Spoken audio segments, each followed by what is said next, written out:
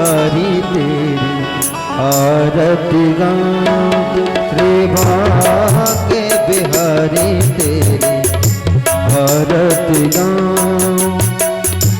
आरती गाऊं प्यारे आप को रिझाऊं, आरती गाऊं प्यारे आप को रिझाऊं, आरती गाऊं प्यारे आप को रिझाऊं, आरती गाऊं प्यारे आप को रिझाऊं। भाग्य बिहारी आरती गाऊं, भाग्य बिहारी तेरी आरती गाऊं।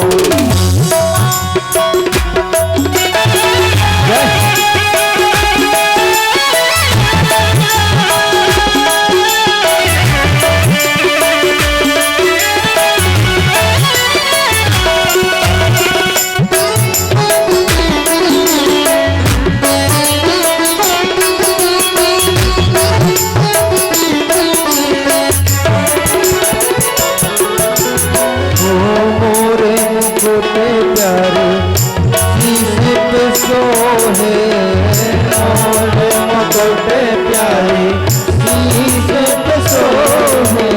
ओ प्यारी बंसी मेरो मन मोहे, प्यारी बंसी मेरो ओ देख छवि बन भारी मजा। भाग्य बिहारी तेरी आरती गाऊं।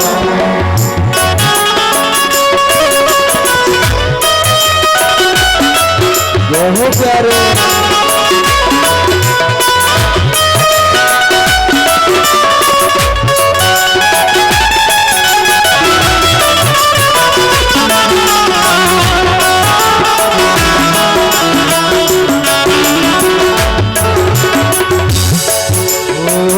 चरणों से निकली है गंगा प्यारे, चरणों से निकली है गंगा प्यारे। जिसने सारी दुनिया तारे, जिसने सारी दुनिया तारी, जिसने सारी दुनिया तारी, जिसने सारी दुनिया तारी। उन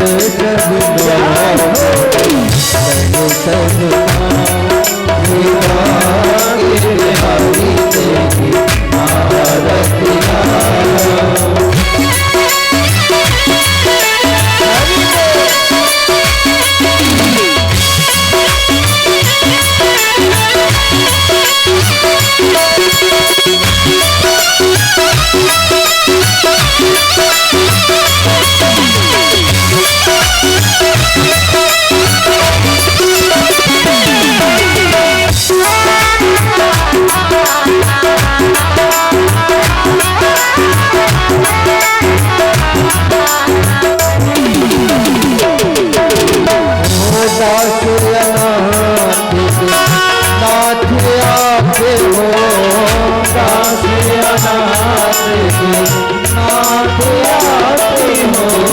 सुख दुख जीवन प्यारे साथ आप हो, सुख दुख जीवन प्यारे साथ आप हो।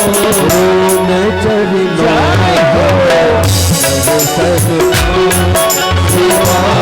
के बिहारी तेरी आरती गाऊं।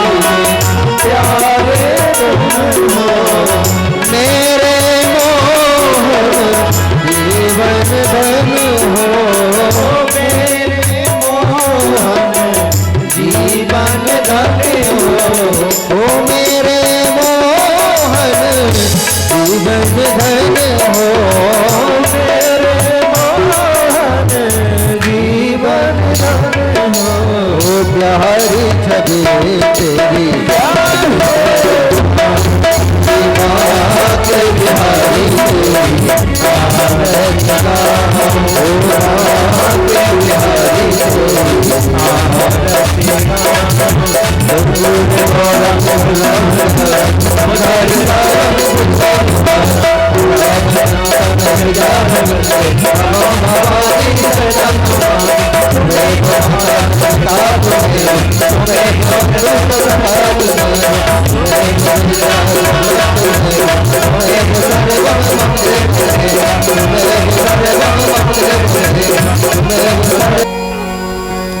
संतों ने कहा तुलसी बाबा आप यहाँ क्यों आए हो?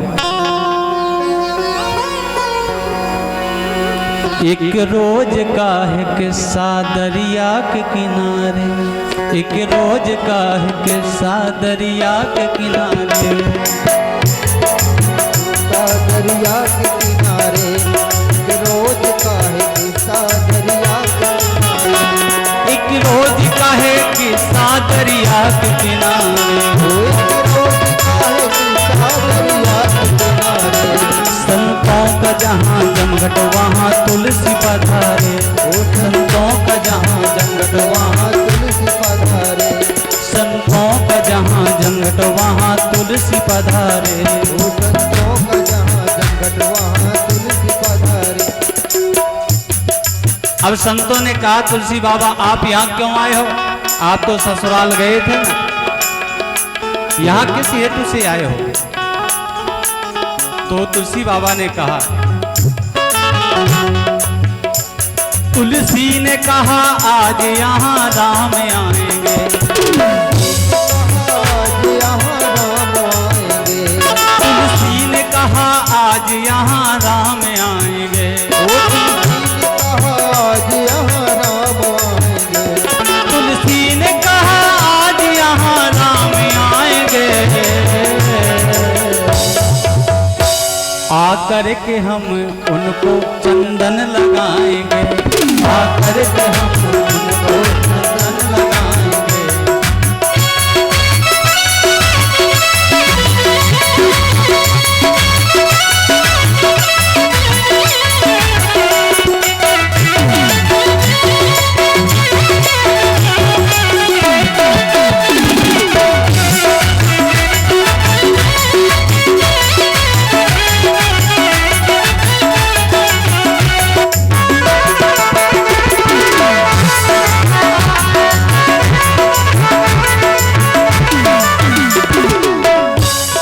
तुलसी बाबा कह ही रहे थे, चंदन का घिसना प्रारंभ किया।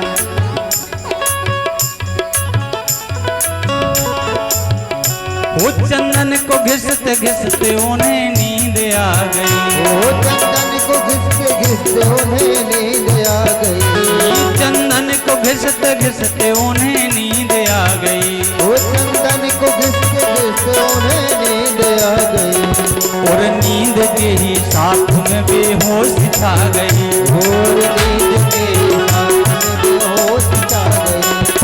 चंदन घिसते रहे बेहोशी आई, सो गई। तब तक भगवान श्री राम आए, घिसा हुआ चंदन लगाया, चल दिया। अब जैसे चंदन जो घिसा था, तुलसीदास जी को जैसे ही होश आया, उन्होंने कहा मेरा चंदन जो था वो कौन लगा गया? तो संत कहने लगे, तुलसी तुम्हें क्या हो गया? तुम्हें पता नहीं है क्या भगवान श्री राम आए थे? संतों ने कहा तुलसी तुम्हें हो गया है क्या? संतों ने कहा तुलसी तुम्हें हो गया है क्या? संतों ने कहा तुलसी तुम्हें हो गया है क्या? संतों ने कहा तुलसी तुम्हें हो गया है क्या? एक नौजवान आया, एक नौजवान आया, चंदन लगा गया, नौजवान आया, चंदन लगा गया।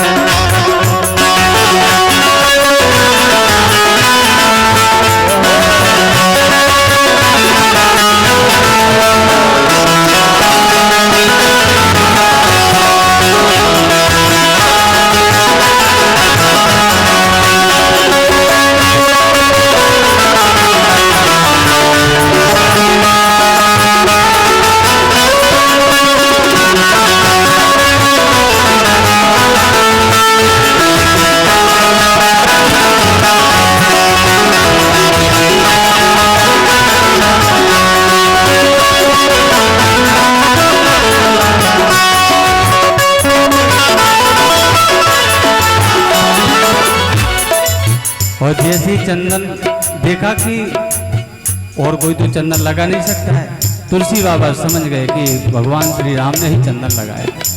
बेचैन हो गए, घबराने लगे।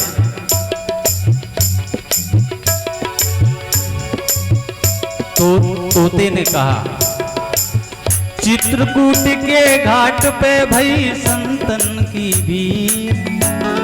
तुलसी अब तुम्हें चिंता मत करो, अब की बार राम जी आएंगे तो चरण पकड़ लेना।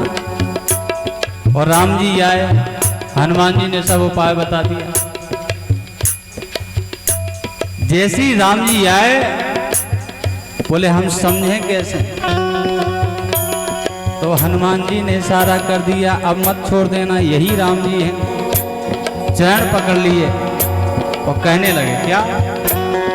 जरा देर ठहरो राम, कि जरा देर ठहरो राम, तमन्ना यही है, अभी हमने जी भर के देखा नहीं है, अभी हमने जी भर के देखा नहीं है।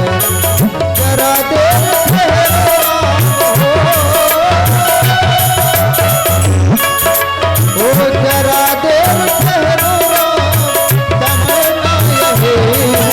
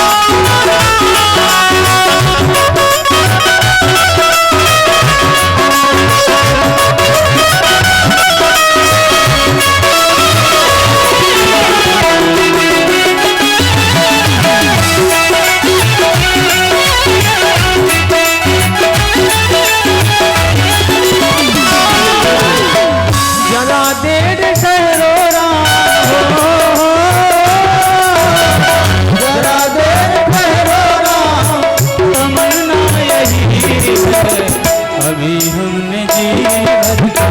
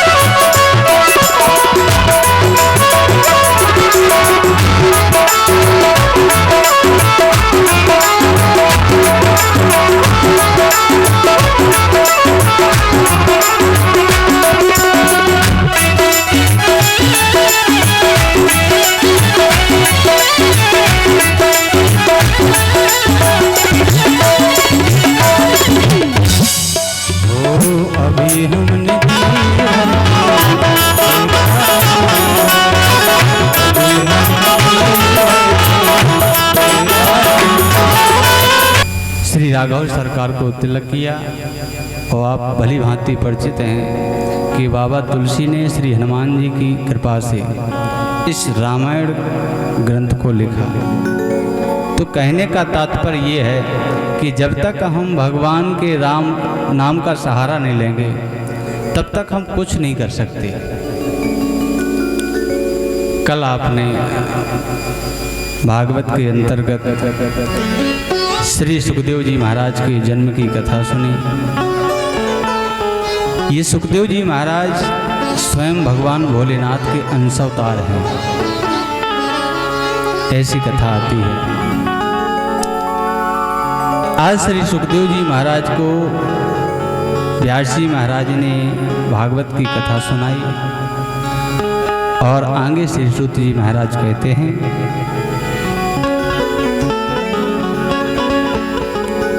यदा मृधे कौरव सृंजयाना वीरेश्वतो वीरगतिं गतेषु वृकोदरा विद्यगताभिमर्श भग्नोरुदण्डे धृतराष्ट्रपुत्रे। बात उस समय की है कि जब महाभारत के युद्ध में सभी कौरव मारे गए, भीमसेन की गदा के द्वारा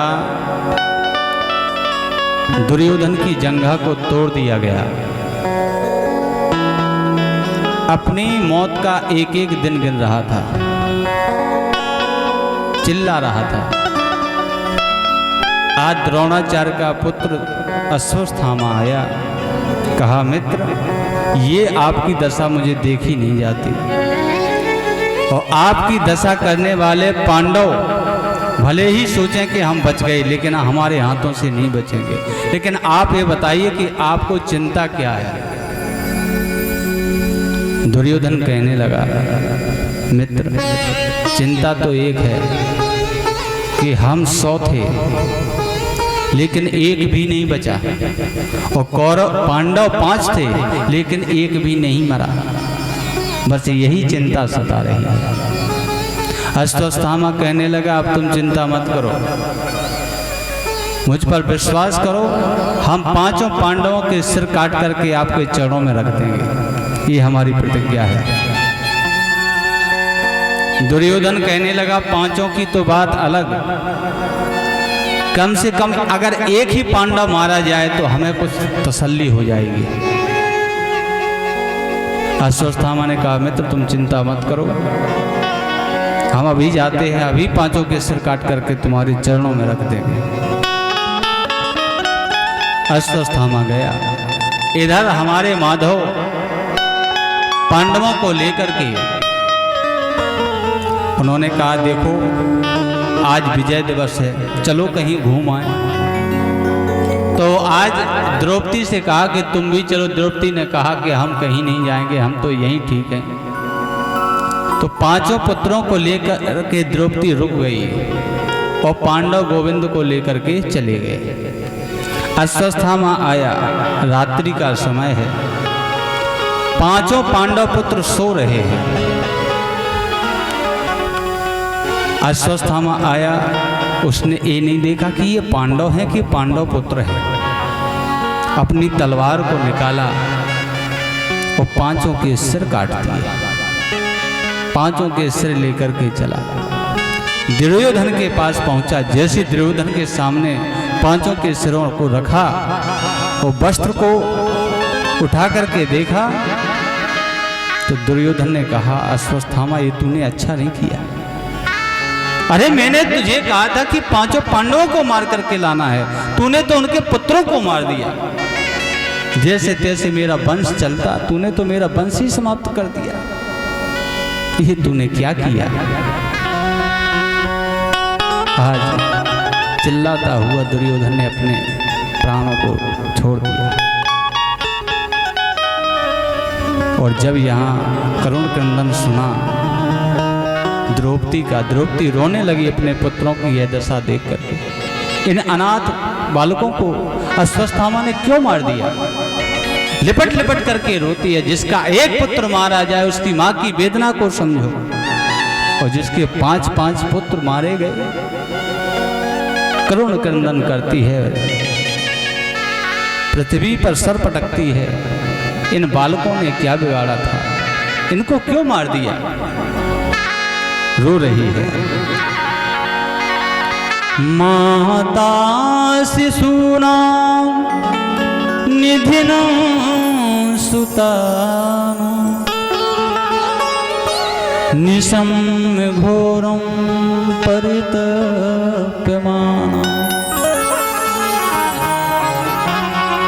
तदा रुदग्वास्तकुलाकुलाक्षी तां सात्वयन्ना किरीटमाली।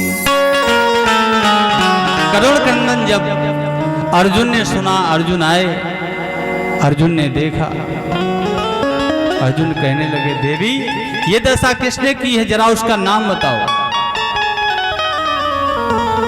द्रौपदी कहती है कोई और नहीं, तुम्हारे गुरु का पुत्र अश्वत्थामा है। वहां की दशा देखो। सुखदेव जी की आंखों में आंसू भराए। परीक्षित जी कहते हैं स्वामी आप रो क्यों रहे? बोले रो मैं इसलिए रहा हूं कि आपके जो वंशज हैं वो मारे गए।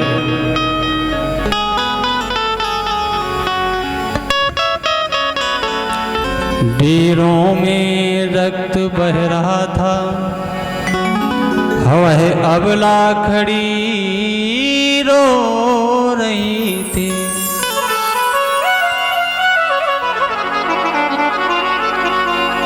द्रौपदी बाल बिखराए हुए लालों पर पड़ी रो रही थी।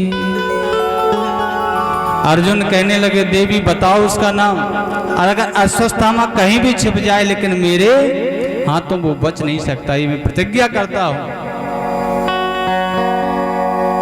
अर्जुन चले हैं। जब अर्जुन को आते देखा अश्वत्थामा ने, उसने सोचा कि अब अर्जुन मुझे मार देंगे, तो अपना बाण चला दिया ब्रह्मास्त्र।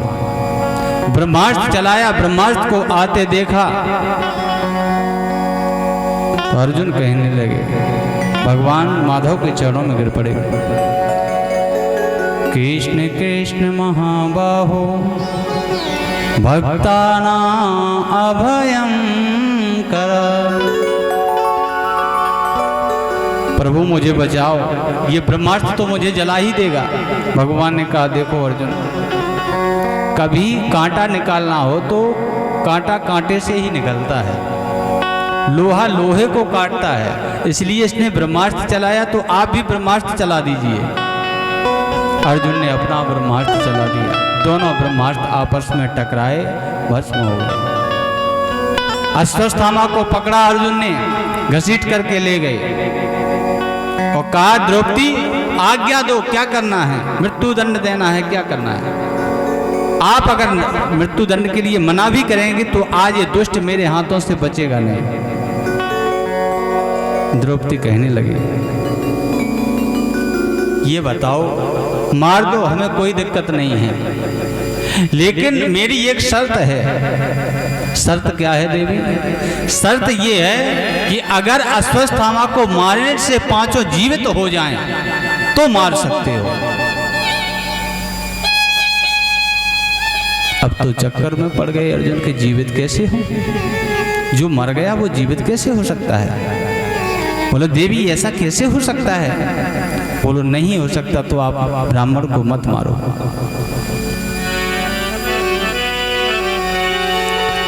द्रौपदी कन्हैया से कहने लगी हे माधव, मोहन माधव लो इसी समय मैं अपना मोह त्यागती हूँ। मोहन माधव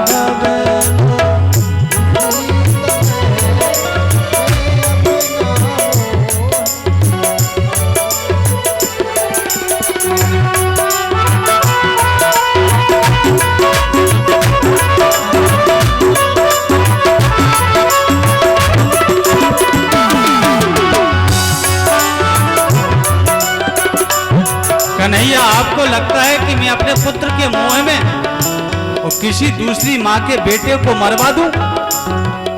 इसलिए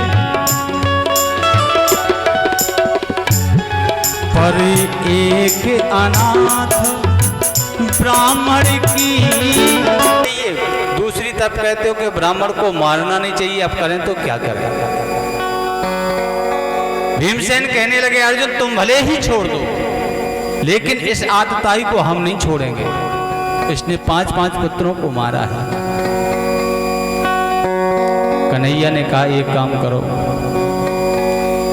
ब्राह्मण हैं मारो मत। ब्राह्मण का मरने के तुल्य होता है अपमान, इनका अपमान कर दो, यही बहुत है। आज सिर के आधे बाल बनाए, आधी मूछ मुड़वा दी, वो जो मणि मस्तक पर थी वो निकाल ली, वो भगा दिया। अपमान हो गया, अपमानित हुआ। आज अश्वत्थामा ईर्ष्या की आग में जल उठा है। उसने कहा कि इन्होंने मेरा अपमान किया, हम बदला लेंगे। तो अपना एक ब्रह्मास्त्र चला दिया, किस पर? अभिमन्यु की पत्नी उत्तरा के ऊपर। गर्भ में शिशु है, आज हम पांडवों के वंश को मिटा देंगे। ब्रह्मास्त्र चलाया, उत्तरा घबराई, देखा कि सामने ब्रह्मास्त्र चला आ रहा है। कन्हैया से कहने लगी, माधव, हा हा मोहन, हा हा माधव, दासी पर आज दया कीजिए। हा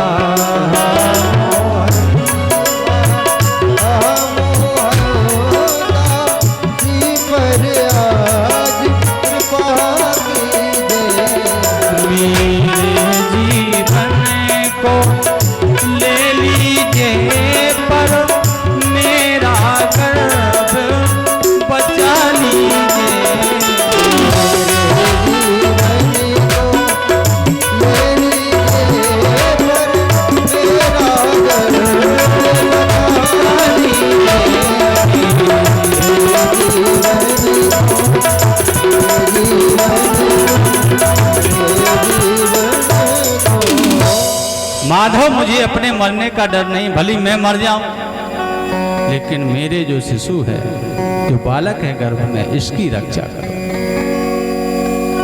आज कन्हैया ने सूक्ष्म रूप धारण किया, गदा को लेकर के गर्भ में रक्षा कर। कौन कहता है कि भगवान गर्भ में नहीं रहते हैं? इसका प्रमाण है, अभिमन्यु की पत्नी उत्तरा के गर्भ में गए और आज राजा परीक्षित की उन्होंने रक्षा की। ब्रह्मास्त्र से आज हमारे गोविंद ने रक्षा की।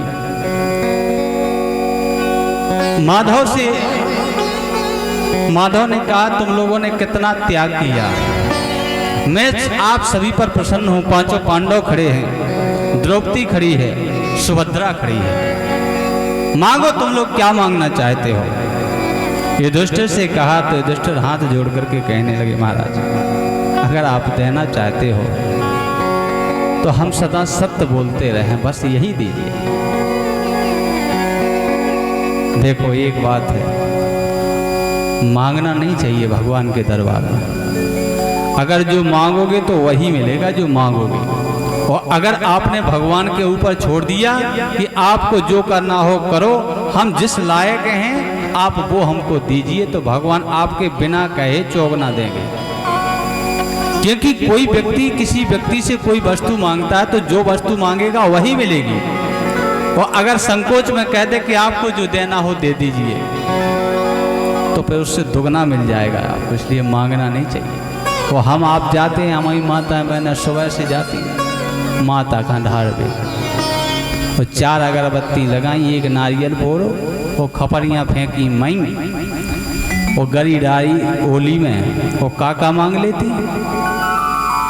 आरती गाती। आरती के अंत में तन है, मन है, धन है, सब कुछ है तेरा, वो तेरा तुझको अर्पण क्या लागे मेरा। और फिर जो गरी को बोला क्या रख लिया उठी, गरी को बोला ओली में, वो खपरियाँ सब मातन के हैं गए, वो बड़े स्वर में गाती कि माई मोरी नोदन बेराजी रहियो भुवन में हो माए मोरी नोदन बेराजी रहियो भुवन में हो मोरी नोदन बेराजी रहियो भुवन में हो माई के नोने दरबार महामाई, माई के नोने दरबार महामाई, नोदन बेराजी रहियो भुवन में हो माए मोरी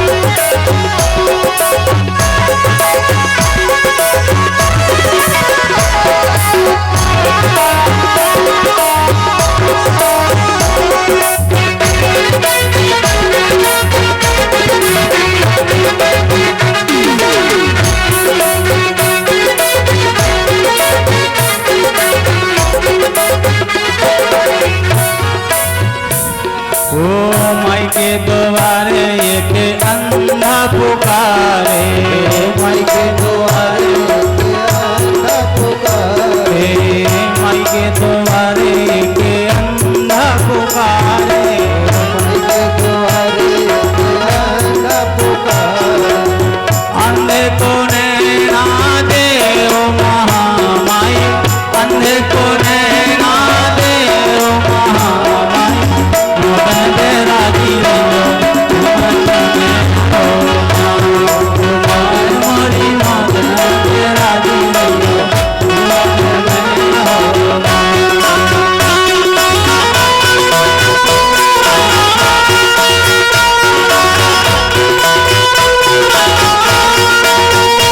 सभी कामों से सेवा करते हुए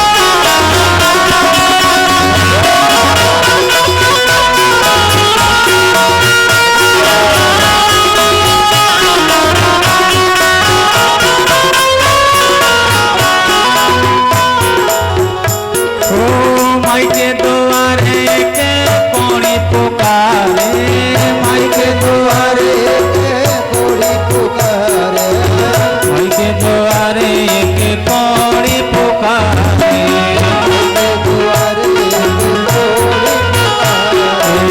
पौड़ी पुकारे मैया पौड़ी पुकारे, कोड़ी पुकारे मैया कोड़ी पुकारे, पौड़ी पुकाया दे ओ महामाई, पौड़ी पुकाया दे ओ महामाई, नोदन पे राजी रहियो मन में हो माई, मोदिन पे राजी रहियो मोदी में हो, माई मोरी नोदन पे राजी रहियो मन में हो माई, मोरी नोदन पे राजी रहियो मन में हो माई, मोरी नोदन पे राजी रहियो मन में हो माई, मोरी नोदन पे राजी रहियो मन में हो माई, मोरी नोदन पे राजी रहियो मन में हो। बोलिए दुर्गे महारानी जय हो। ऐसे ही गाओ थी कौआ बन्नी गाओ थी, बनी हो ना बनी हो। बोली वृंदावन बिहारी लाल की जय हो।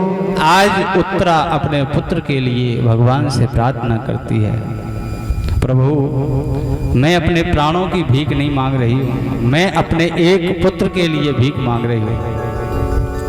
भगवान ने आज गर्भ में पल रहे परीक्षित की रक्षा की, और इधर युधिष्ठिर को जब मांगने के लिए कहा, युधिष्ठिर ने कहा मैं सत्य से कभी नहीं हटूं, सत्य सदैव बोलता रहूं। अर्जुन से कहा भगवान ने कि तुम मांगो, तुम क्या मांगना चाहते हो?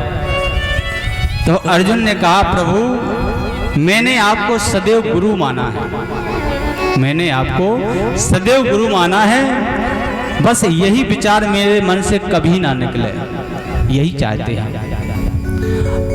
अब हमारे गोविंद ने इशारा किया भीमसेन की तरफ, आप मांगो, आप क्या मांगना चाहते हो?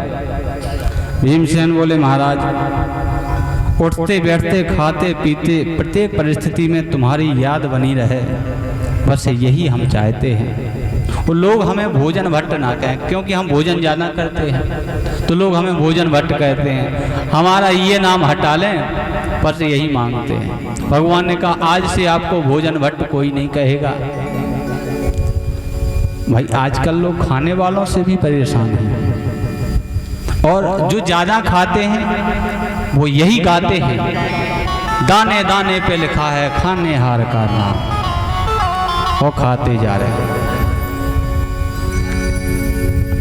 आज सुभद्रा से पूछा आप मांगो, आप क्या चाहती हो? सुभद्रा ने कहा प्रभु आपके चरण पिंजरा है, हमारा मन पंछी है, बस इस पंछी को पिंजरे से अलग मत करना, यही मांगो। नकुल सहदेव से कहा प्रभु ने कि आप मांगो, तो उन्होंने कहा प्रभु मेरे अंदर अहंकार का जो वृक्ष है वो कभी उत्पन्न ना हो, बस यही मांगते हैं। द्रौपदी से कहा कि आप मांगो, तो द्रौपदी ने कहा मैंने आपको सदा सखा माना है, मैंने आपको सदैव सखा माना है और मैं सखी हुई तो सखा सखी का ये रिश्ता चलता रहे, बस प्रभु हम यही मांगते हैं। अंत में जब कुंती से कहा कि आप मांगो, तो कुंती ने कहा प्रभु हम मांगे क्या, मांगता वो है जिसके पास कुछ हो ना, वो हमारे पास तो सब कुछ है। भगवान कहने लगे तुम्हारे पास क्या है, तुम्हारे पास सिर्फ एक चीज है, वो सब लोग जानते हैं, वो दुख है। तुमने जीवन में कभी सुख नहीं पाया, ये मैं देखता हूं। पहले पति स्वर्गवासी हो गए, पुत्र मिले तो पुत्रों को कौरवों ने सताया, तो पुत्र शोक में रही। तुम्हें सुख कब मिला, तुम्हें तो दुख ही दुख मिला है। कुंती कहने लगी प्रभु क्षमा करना, अगर मुझे दुख नहीं मिलता तो मुझे आप नहीं मिलते। सच तो ये है कि अगर दुख है तो दुख में आप हो, आपका नाम आता है याद, क्योंकि व्यक्ति सुख में जब जीवन व्यतीत करता है तब भगवान का नाम नहीं लेता है, जब उसके जीवन में दुख आते हैं तब आपका नाम लेता है। तो प्रभु सबसे बड़ा हमें सुख ये है कि आप हमारे सामने हो, और हमारे जीवन में दुख ही दुख आते रहें, अगर देना है तो यही वरदान दो। गोविंद की आंखों में आंसू भराए, कुंती मैंने तो देखा कि तेरे जीवन में कभी सुख आया ही नहीं, और तू दुख क्यों मांग रही है।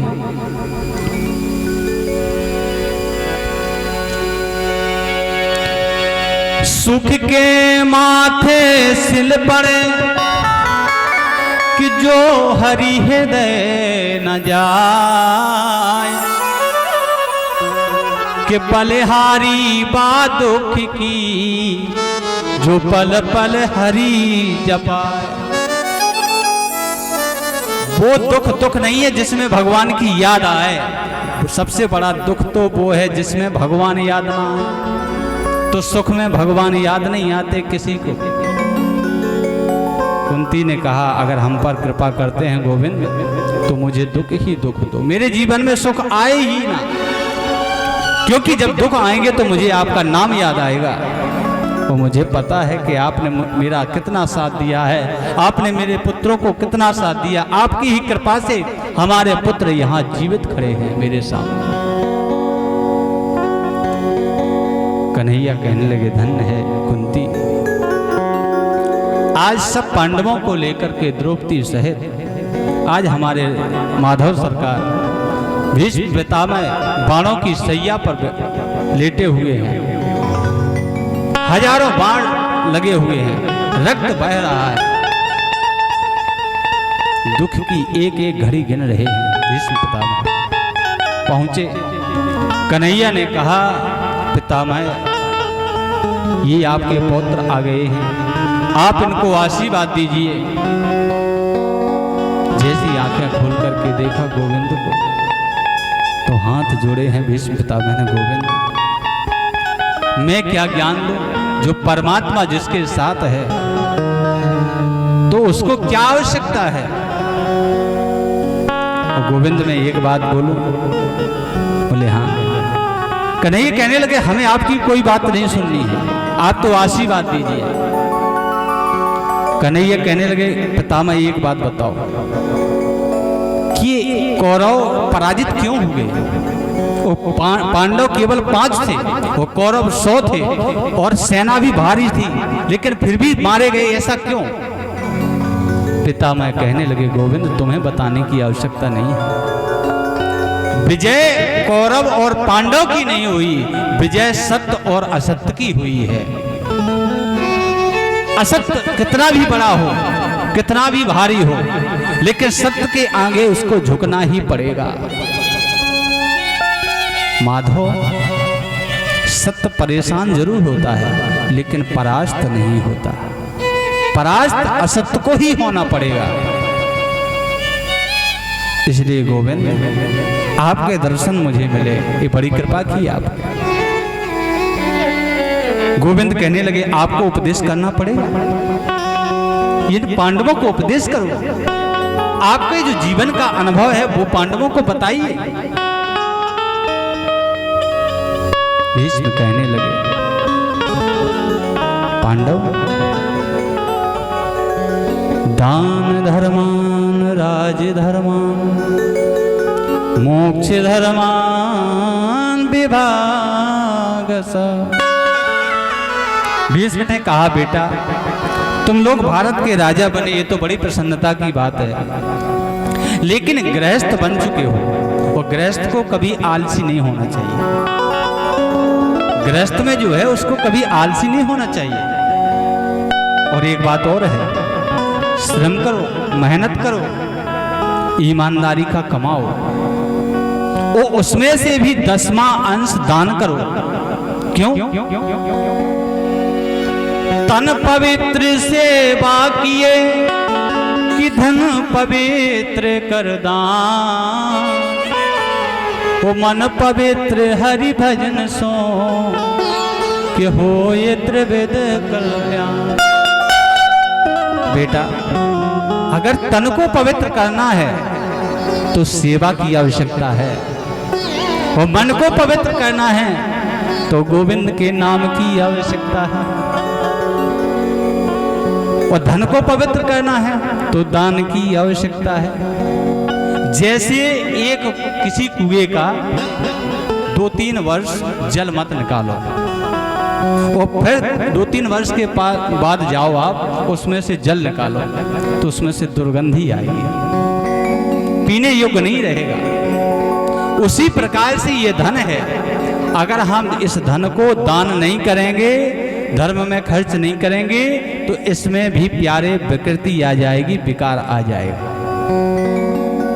फिर वो बेकार जाएगा, अस्पतालों में कहीं ऐसे खर्च हो जाएगा। इसलिए तन पवित्र सेवा किए धन पवित्र कर दान, मन पवित्र कर हर भजन सो होए त्रिविध कल्याण। इन 3 बातों का विशेष ध्यान। और बेटा याद रखना, अपने सामने पाप होते मत देखना। अगर पाप हो रहा है और अगर आप में सामर्थ्य है तो रोक लो, अगर सामर्थ्य नहीं है तो वहां से भाग जाओ, क्योंकि देखने से भी पाप लगता है। इतने जब शब्द कहे तो द्रौपदी को हंसी आ गई। द्रौपदी हंसी, अर्जुन कहने लगे तुम तो हंसती हो, पितामह के सामने हंसती हो, शर्म नहीं आती है? क्या कहेंगे पितामह? पितामह ने कह दिया अर्जुन द्रौपदी के हंसने का कारण पूछो, किस कारण से ये हंसी है? पितामह ने कहा बेटी बड़े घर की बहू हो, अकारण तो हंस नहीं सकती हो, लेकिन हंसने का कारण बताओ। द्रौपदी कहने लगे नहीं पितामह ऐसी कुछ बात, वैसे ही हंसी आ गई। बोले नहीं बेटा वैसे तो हंसी नहीं आ सकती, कारण हो सकता है। कारण क्या है? द्रौपदी कहने लगी पितामह जो ज्ञान आप यहाँ दे रहे हो ये आप भी जानते हो कि पाप होते नहीं देखना चाहिए, लेकिन जब मुझे दुशासन साड़ी खींच रहा था, मुझे नग्न कर रहा था, उस समय सबसे आगे सिंहासन पर आप विराजमान थे, वो आपने ये पाप होते हुए भी देखा है। क्या आपके अंदर इतनी सामर्थ्य नहीं थी कि आप रोक सकते थे? आप चाहते, आप आदेश करते तो किसी की हिम्मत नहीं थी कि कोई मुझे स्पर्श भी कर लेता। और पितामह जब जुआ में हमारे पति स्वयं को हार चुके, जो स्वयं हार चुका होता है उसको दूसरे पर दाव लगाने का अधिकार किसने दिया है? आपने ये भी नहीं समझाया और आप ये सब पाप होते देखते रहे, और आज आप कहते हो कि बेटा सामने पाप होते नहीं देखना चाहिए। आंखों में आंसू आ गए पिता। बेटा आपने कहा तो सही है, लेकिन मैंने कौरवों का अन्न जो खाया था तो मेरी बुद्धि में विकार आ गया था, बुद्धि विकृत हो गई थी, बुद्धि बिगड़ चुकी थी, मेरी बुद्धि ने काम करना बंद कर दिया था। बेटी मैं क्षमा चाहती हूँ। द्रौपदी कहने लगी पिता आज क्या हो गया, आज क्यों ऐसी बातें कर रहे हो सत्य की बातें? बेटा इसलिए क्योंकि वो रक्त इन बाणों के द्वारा निकल गया है, जो वो दूषित रक्त था वो आज निकल गया है। तो द्रौपदी हाथ जोड़ करके कहने लगी, पितामह मेरे बोलने में कोई गलती हुई तो क्षमा करना। नहीं बेटी, आपने सही कहा, जैसा खाओगे अन्न वैसा बनेगा मन, तो जैसा पियोगे पानी वैसी बनेगी वाणी। मैंने कौरवों का अन्न खाया था, इसी कारण से मेरी बुद्धि में विकृति आ गई थी, विकार आ गया था। पितामह ने गोविंद की तरफ हाथ जोड़े, गोविंद के सामने आंसू बहाने लगे। प्रभु मेरी एक प्रार्थना है, मैंने जीवन में भजन तो किया नहीं, मैंने ना ही कोई पाप किया। पाप बस इतना है कि पाप होते देखा है। कोई इतना बलशाली, कोई इतना बड़ा योद्धा नहीं था इस पृथ्वी पर जो कि मुझे मार सकता था, कि ताकि स्वयं अर्जुन में भी इतनी हिम्मत नहीं थी कि मुझे मार सकते थे। गोविंद बोले, तो फिर आपको ये बाणों की सैया कैसे मिली है? गोविंद मैं यही तो कहना चाहता हूं कि मैंने पाप होते देखा, उसी का दंड है कि आज मुझे बाणों की सैया मिली है। इसलिए कभी भी पाप होते देखना नहीं चाहिए। अगर हिम्मत है तो मुकाबला करो।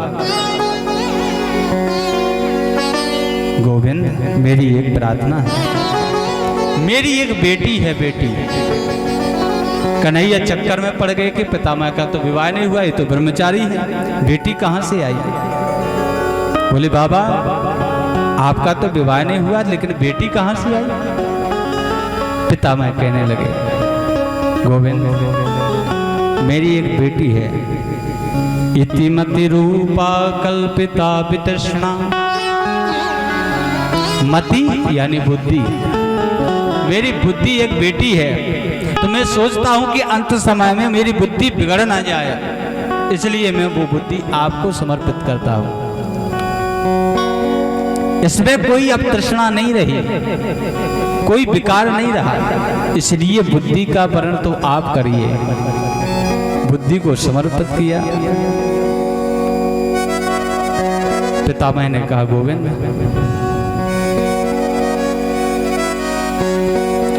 यही गीत गाकर तननाथ त्यागूं, गोविंद दामोदर माधवेति। बस मुझे आपका दर्शन चाहिए, आपके अब मुझे आज्ञा करो। उत्तरायण आ चुका है, अब मैं अपने प्राणों को रखना नहीं चाहता। आज गोविंद ने पितामह के नेत्रों से नेत्र मिलाए, ये शरीर यहीं पर रहा, आत्मा भगवान के चरणों में विलीन हो गई। आज देखा कि पितामह चले गए, सब लोग रोने लगे। भगवान ने समझाया कि जो आया है तो उसको तो जाना ही पड़ेगा, तुम लोग क्यों रोते हो? सदैव भगवान का भजन करो, कीर्तन करो, मस्त रहो। अमृत है हरि नाम जगत में, कि अमृत है हरि नाम जगत में, इसे छोड़ विषय विष पीना क्या, कि हरि नाम नहीं तो जीना क्या, हरि नाम नहीं तो जीना क्या, हरि नाम नहीं तो जीना। ओ अमृत है हरि नाम जगत में, अमृत है हरि नाम जगत में, इससे छोड़ विषय विष पीना क्या, हरि नाम नहीं तो जीना क्या, हरि नाम सभी गाइए। हरे नाम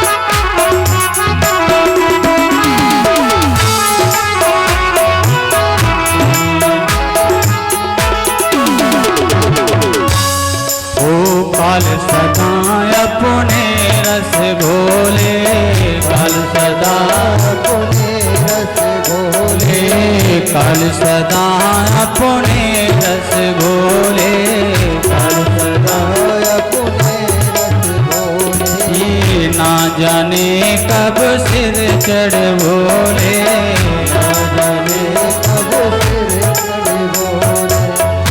काल सदा अपने रस घोले, काल सदैव आगे पीछे घूम रहा है, इसलिए अंत में क्या करना है? हरि का नाम जपो निस दिन तू, हरि का नाम जपो निस दिन तू, अगले समय में होना क्या, हरि नाम नहीं तो जीना क्या, हरि नाम नहीं तो जीना।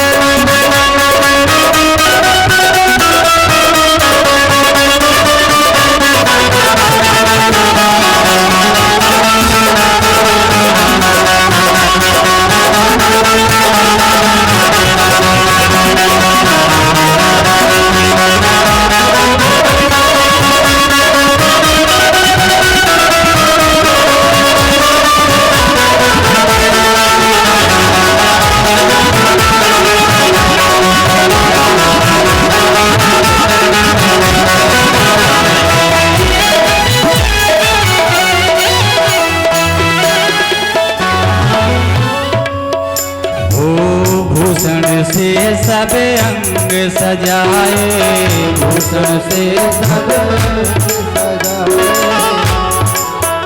सोना चांदी पहनते हैं सब लोग, शादी विवाह में जाते ना तो बोलते हैं सबसे मोटी जंजीर होनी चाहिए। और आजकल के देखो नए नए लोग जाते हैं तो जंजीर अंदर नहीं करेंगे, बाहर करेंगे, बाहर कि कोई देखे कि हाँ सोना चांदी पहना हो। तो हमारी माताएं बहन कहती है हम तो बिना हार के जा ही नहीं सकते, जब तक हार ना आ जाए पहनने के लिए तब तक माताएं जाती भी नहीं है। ओ भूषण से सब अंग सजाए, भूषण से सब अंग सजाए, रसना पर हरि नाम न आए, रसना पर हरि नाम उदाए। अरे सब अंगों को सजाता है व्यक्ति, हाथों में चांदी के चूड़ा, अंगुली में सोने की अंगूठे, गले में जंजीर, लेकिन जो अंग सजाना चाहिए व्यक्ति वो अंग तो सजाते ही नहीं। ओ रसना पर हरि नाम न आए, पर हरि नाम आए, रसना पर हरि नाम न आए, रसना पर हरि नाम आए। देह पड़ी रह जाए यहीं पर, देह पड़ी रह जाए यहीं पर, कुंडल और नगीना क्या, नहीं तो जीना क्या, हरि नाम नहीं तो जीना।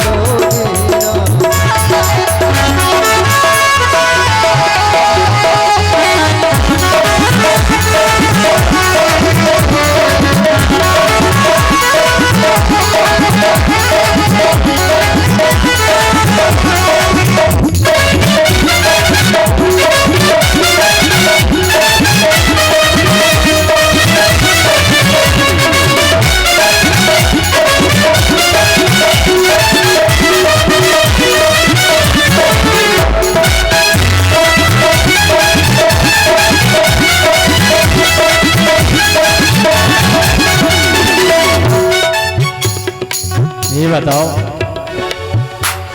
भगवान ने दो हाथ किसको दिए? जरा हाथ उठाओ। सबको दिए। क्या ये केवल रोटी खावे के लानंद है कि भजन कीर्तन करने के लिए दे, ताली बजाने के लिए दे?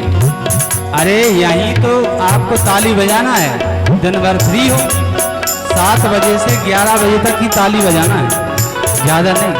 इसलिए हरि नाम नहीं तो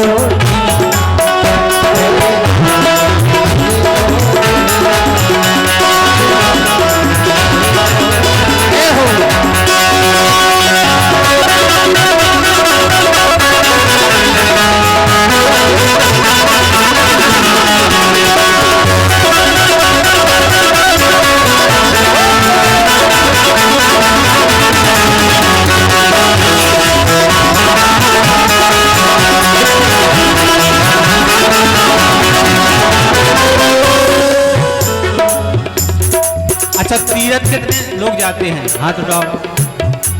कितने लोग तीर्थ गए? देखो पंडित जी गए, हमारे संत भगवान तो ऐसा है, वो तो भगवान का स्वरूप हर जगह विचरण करते हैं।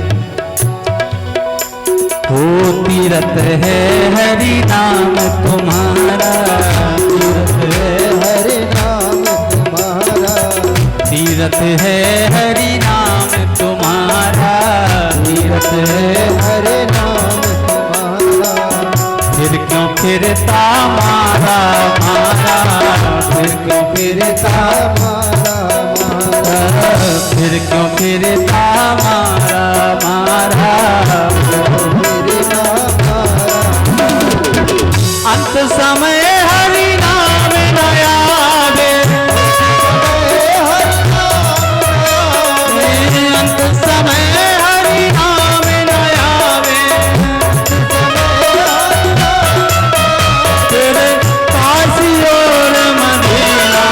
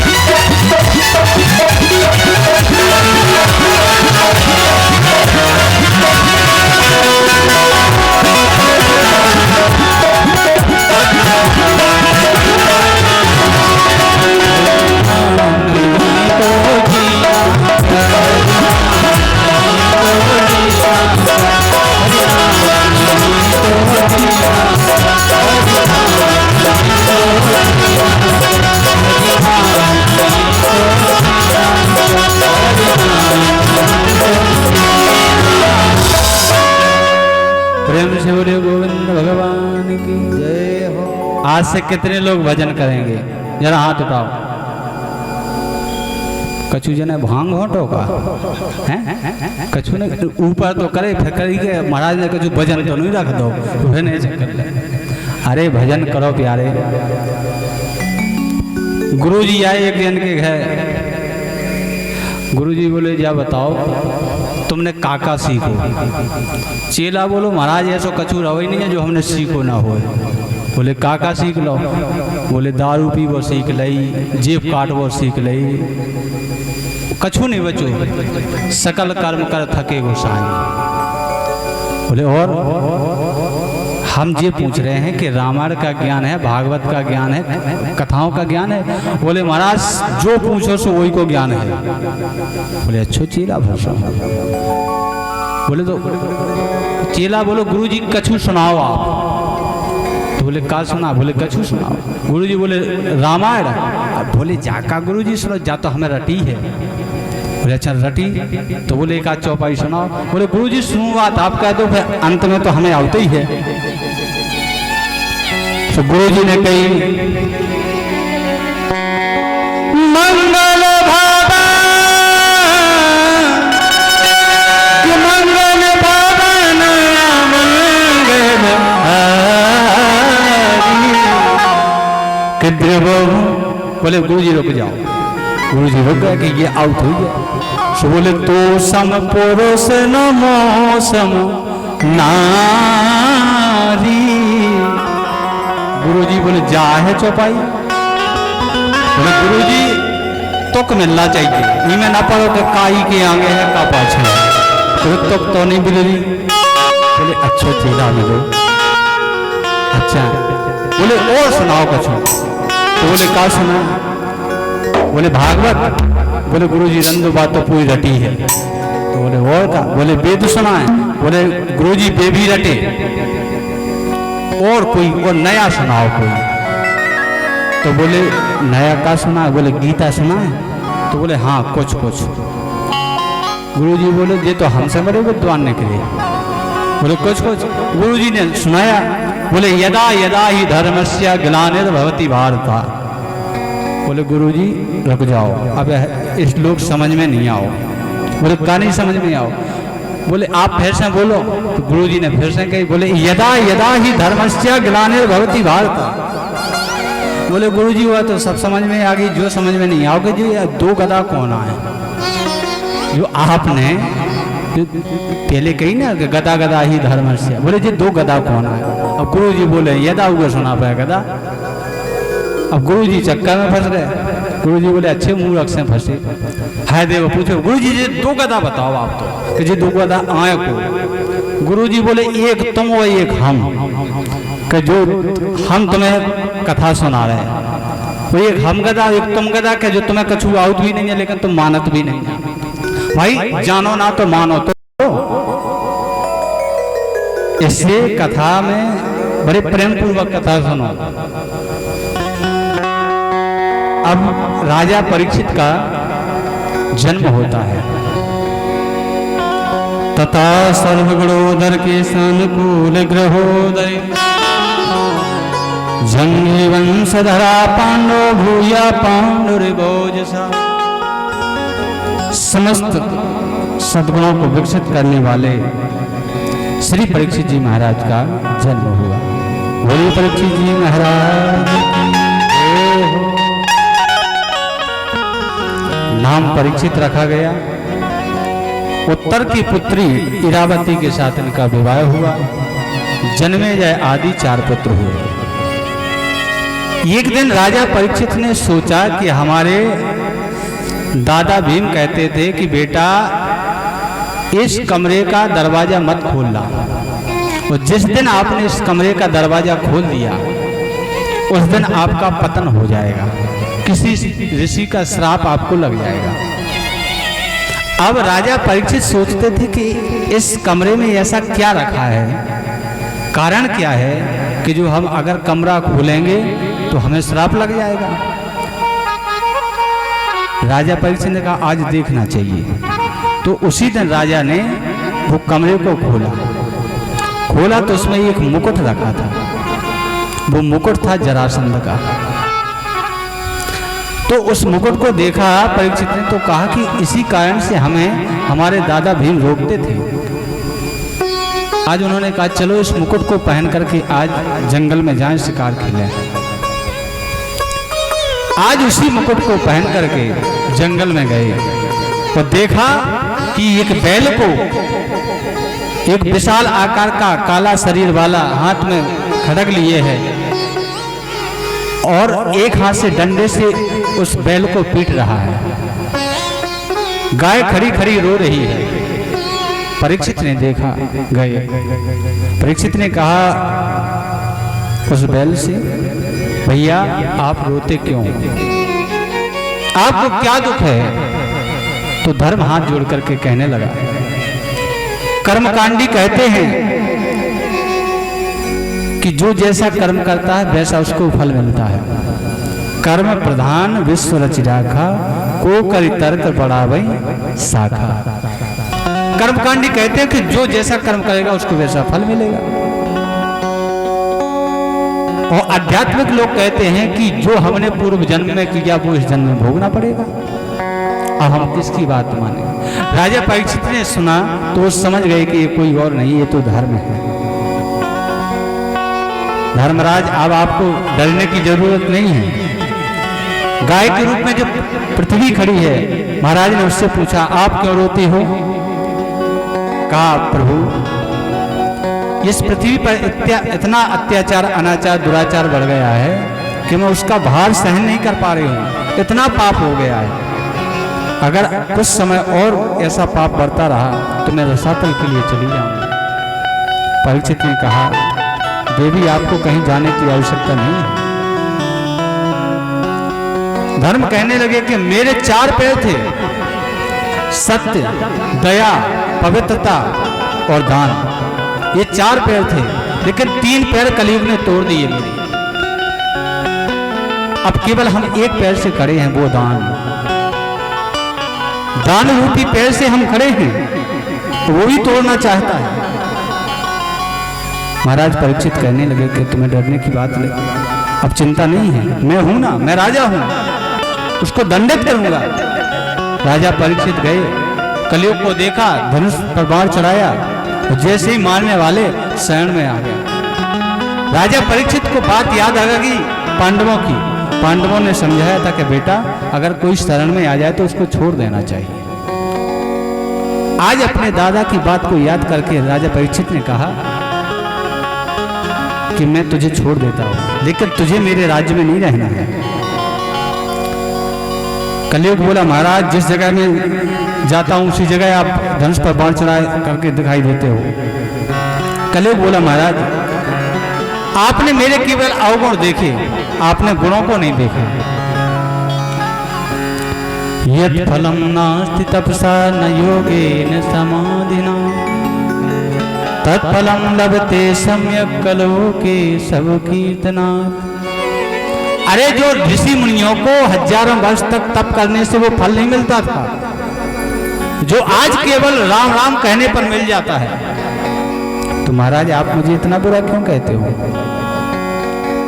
यहां तो कलयुग में केवल राम का नाम लेने से ही व्यक्ति को मुक्ति मिल जाती है, तो आप मुझे मानना चाहते? राजा परीक्षित ने सोचा बात तो ठीक है, लेकिन तुम्हें हमारे राज्य में नहीं रहना है।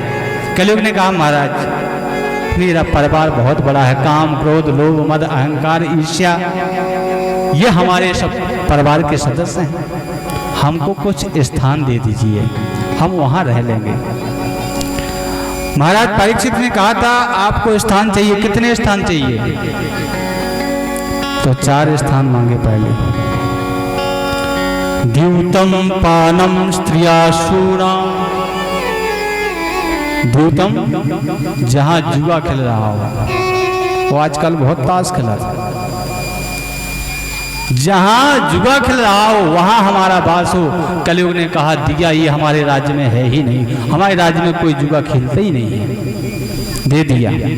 द्यूतम पानम जो मदरा पीता हो उसके घर में हमारा वास हो।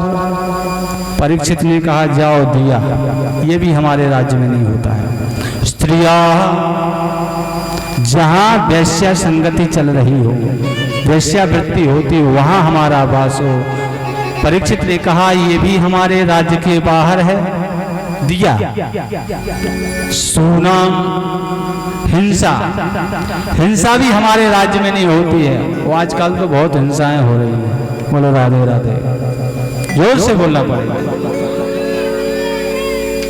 सब लोग मांसाहारी बन रहे हैं, अहिंसक बनो। अगर हमें विचार को पवित्र करना है तो अहिंसक बनिए, हिंसक नहीं।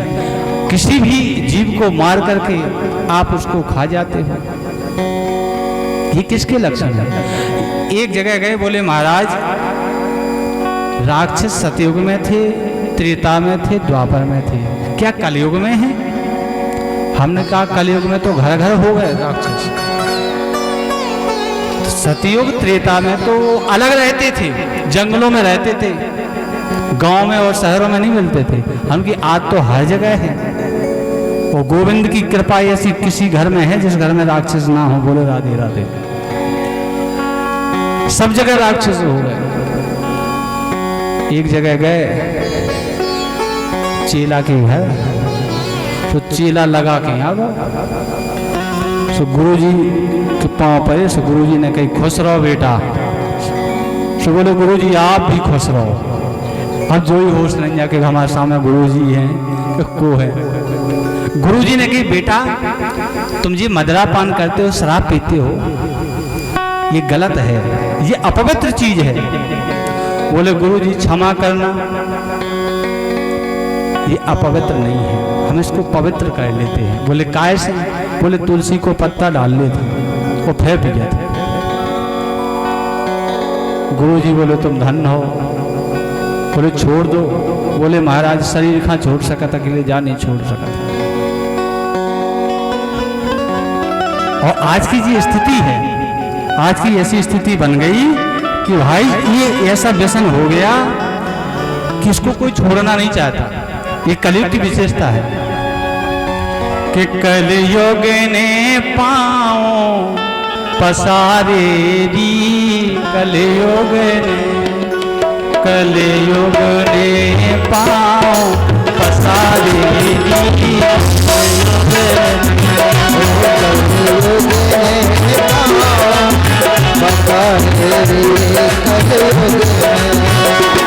कलयुग ने पाँव पसारेगी। कलयुग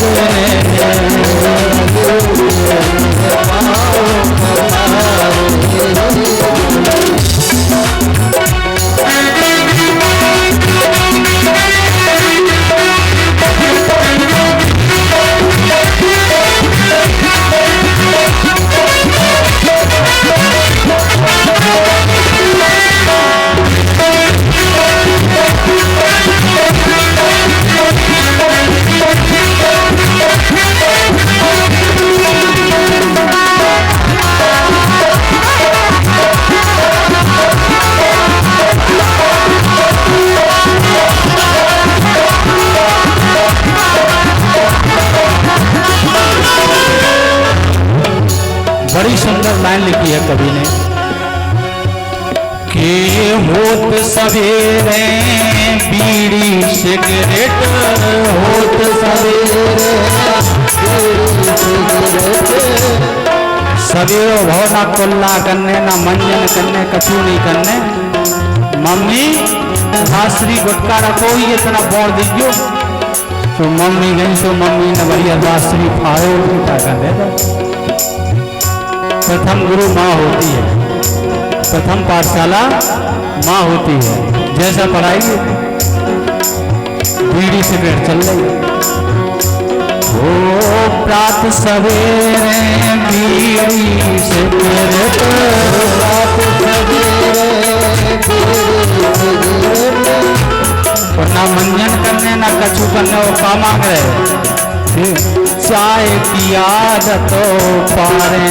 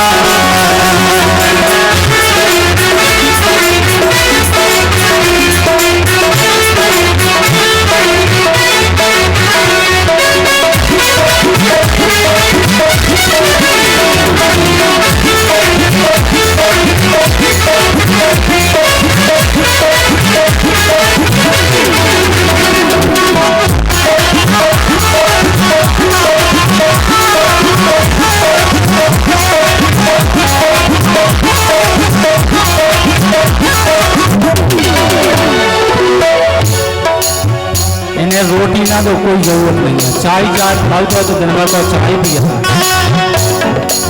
और दूसरी विशेषता ओ पूजा पाठ का बहुना जाने, पूजा पाठ का बहुना जाने, पूजा पाठ का बहुना जाने, पूजा पाठ का बहुना जाने। एक जन से कह रहे कि आपको मैं पूजा करने, पिताजी चले गए कहीं बाहर, बोले तो मैं पूजा करना। अब जिनने कहा पूजा करी हो तब तो जाने। तो जिनसे पूजा करी तो कैसी पूजा करेगी?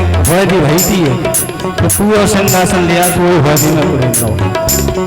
अब मताई आई, मताई ने कही क्या बेटा जो का करो तुम्हारा बाप कैसे कोई ना हो तो बोलो मम्मी कैसे ना हुआ है? अबे खट को पटक दो, उठा लो, बधाई दो, स्नान हो।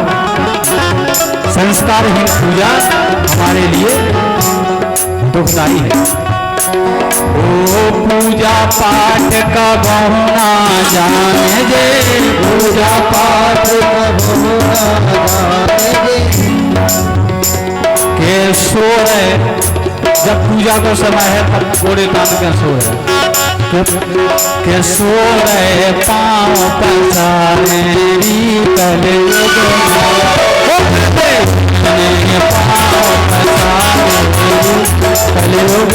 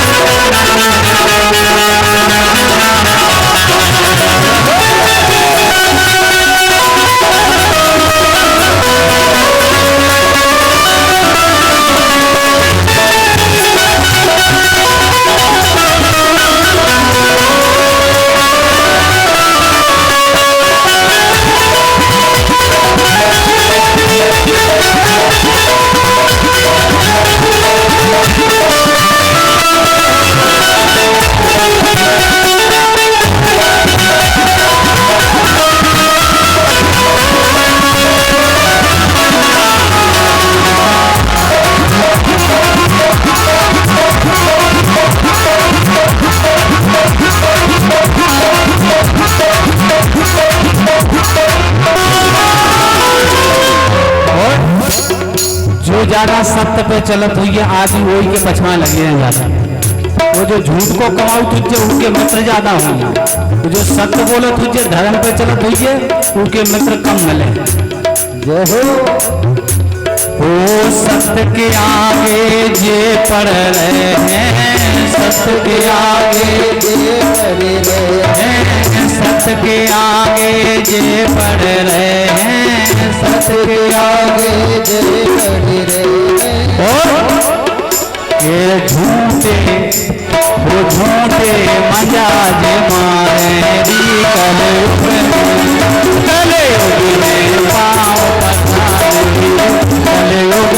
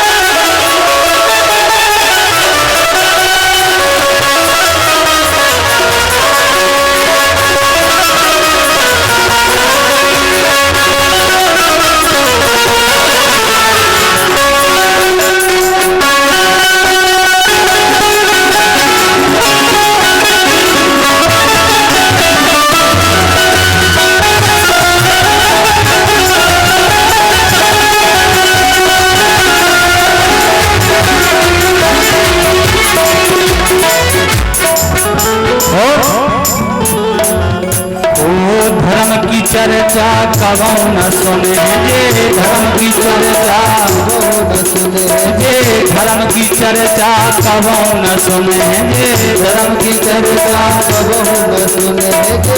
सुने का जब धर्म की चर्चा नहीं सुनने में का सुनना, आप लोगों का का सुनना बताओ।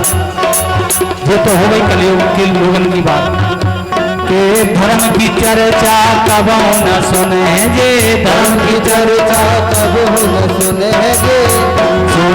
वो फिल्मी हाँ फिल्मी गाना सुन लो, साजन मेरा उस पार है तो फिल्मी बात सवार